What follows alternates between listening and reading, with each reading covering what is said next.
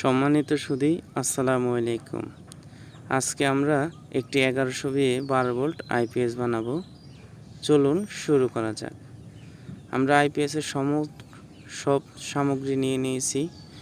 Body, cooling fan, AC socket, আপনার fuse holder, AC switch, মোটামুটি সব কিছু আমরা নিয়ে নিয়েছি। আমরা এখন সার্কিটটার নিচের অংশে ঝালাই করে নেব এবং ওভারলোড কয়েলটা ভালোভাবে লাগিয়ে নেব।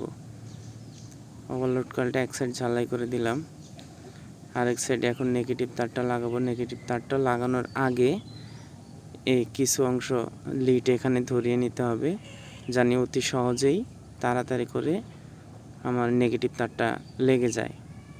নেগেটিভ তারটা লাগানোর স্বার্থে এখন নেগেটিভ তারটাতেও একটু লিড ধরিয়ে নিচ্ছি ভালোভাবে, যাতে এখানে আমি অতি সহজেই এটা লাগাতে পারি, ইনস্টল করতে পারি। ঝালাইটা জানি ভালোভাবে ধরে। আমরা এখন ওখানে সুন্দর করে ঝালাই করে দিচ্ছি নেগেটিভ তারটারে। ট্রান্সফরমারের পজিটিভ তারগুলো আগেই সেচে রেখেছিলাম, এখন পজিটিভ তারটা ঝালাই করে দেব। পজিটিভ তারটা মাপ মতো চেঁচে নিয়েছি, ছুলে নিলাম। এখন আরেকটি তারের সাহায্যে একটু বেঁধে নিচ্ছি, যাতে করে আমার ঝালাই দিতে সহজ হয়। আপনারা এইভাবে একটু বেঁধে নিলে ঝালাইটা ফিনিশিং হবে এবং ঝালাই দিতে সহজ হবে, তারটা লড়াচড়া করবে না। এখন আমরা তারটাকে সুন্দর করে ঝালাই করে দেব।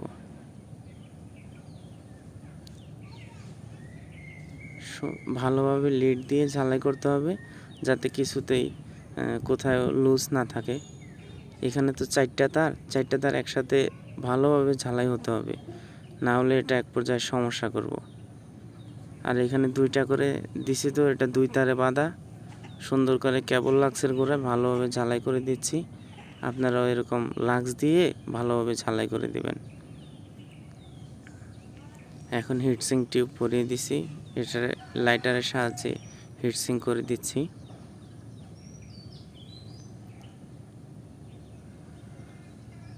দুটোটা সুন্দর করে হিটসিং করে দিচ্ছি, যাতে একটু সুন্দর দেখা যায় এবং ইনসুলেশনটাও ভালো হয়।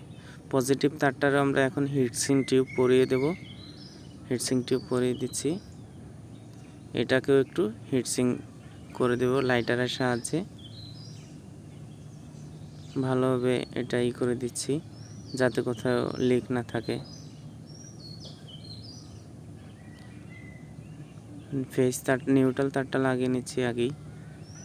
9 ট্রান্সফরমার নিউট্রাল তার এবং ক্যাপাসিটরের নিউট্রাল একসাথে লাগিয়ে নিতে হবে। এখন গ্রাউন্ডিংয়ের তারটা লাগিয়ে নিচ্ছি। গ্রাউন্ডিংয়ের তারটা অবশ্যই আপনারা ব্যবহার করবেন, আমিও গ্রাউন্ডিংয়ের তারটা সবসময় ব্যবহার করি। গ্রাহকের বাসায় গ্রাউন্ডিং অবশ্যই থাকে না অনেক সময়। এখন ফিউজ হোল্ডারে একটি তার কেটে নিচ্ছি মাপ মতো। সুন্দর করে এটি ঝালাই করে দিতে হবে ভালো মতো। ফিউজ হোল্ডারের মাথায় একটু একটু করে লিড ধরিয়ে নিচ্ছি, যাতে তারটা আমার ঝালাই করতে সুবিধা হয়। আপনারাও একটু আগে থাকতে লিড ধরিয়ে নেবেন, তাহলে তারটা ঝালাই করতে সুবিধা হবে। এক চান্সে এটা সুন্দরভাবে লেগে যাবে। এসি সুইচের মাথায় লিড ধরিয়ে নিচ্ছি।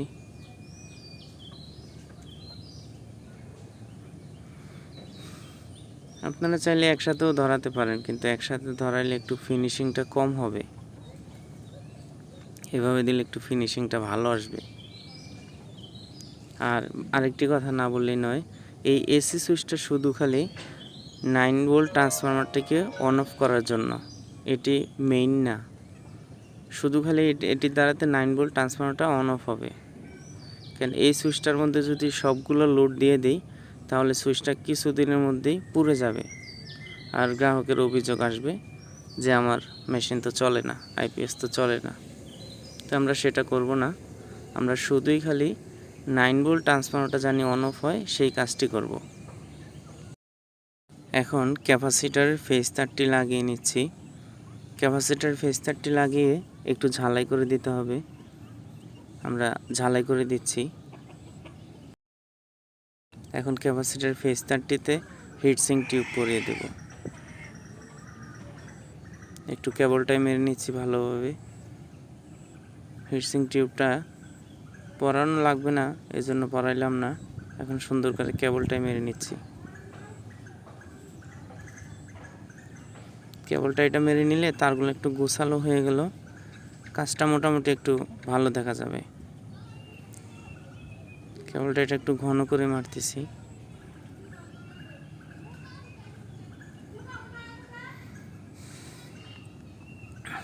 মোটামুটি আমাদের কাজ অনেকটা এগিয়ে গেছে। এখন আমরা ট্রান্সফরমারটি বসিয়ে নেব। ট্রান্সফরমারের স্ক্রুগুলো লাগিয়ে দিচ্ছি। সবগুলো স্ক্রু লাগানো হয়ে যাবে এখনই। একটা লাগালাম, সবগুলো স্ক্রু লাগানো শেষ আমাদের। এখন আমরা নিউট্রাল তারটি লাগিয়ে নেব। সর্বপ্রথমে ট্রান্সফরমারের মেইন নিউট্রালটি ঝালাই দিয়ে দিচ্ছি এবং টিউবটা পরিয়ে দেব। এখন 140 ভোল্টেজের তারটি লাগাবো। 140 ভোল্ট, এটি হচ্ছে চার্জিংয়ের লুপ। এই লুপটির দ্বারা শুধু চার্জ হবে। এই লুপটিতেও টিউব পরিয়ে দিছি। এখন সর্বশেষ লুপটি টানতেছি আমরা। এই লুপটি দ্বারা 270 ভোল্ট আউটপুট হবে সর্বোচ্চ। একটু কেবলটাই পরিয়ে দিই, তাহলে এখানে মোটামুটি এলোমেলো থাকবে না, তারগুলো একটু ভালো দেখা যাবে। পজিটিভ তারটি করে নিচ্ছি, ডিসিং করে দিচ্ছি।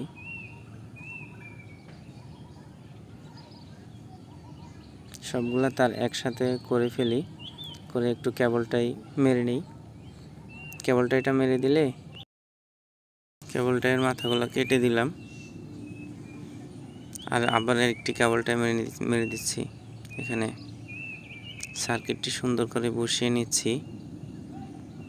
বসিয়ে নিয়ে তারগুলো মাপ মতো কেটে তারগুলো একটু মাথাগুলা ছুলে সবগুলা তার একসাথে লাগিয়ে দেব সার্কিটে ঝালাই করে, যাতে কোথাও লুজ কানেকশন না থাকে। আমরা সর্বপ্রথম আউটপুটের তারটি লাগিয়ে দিচ্ছি ঝালাই করে।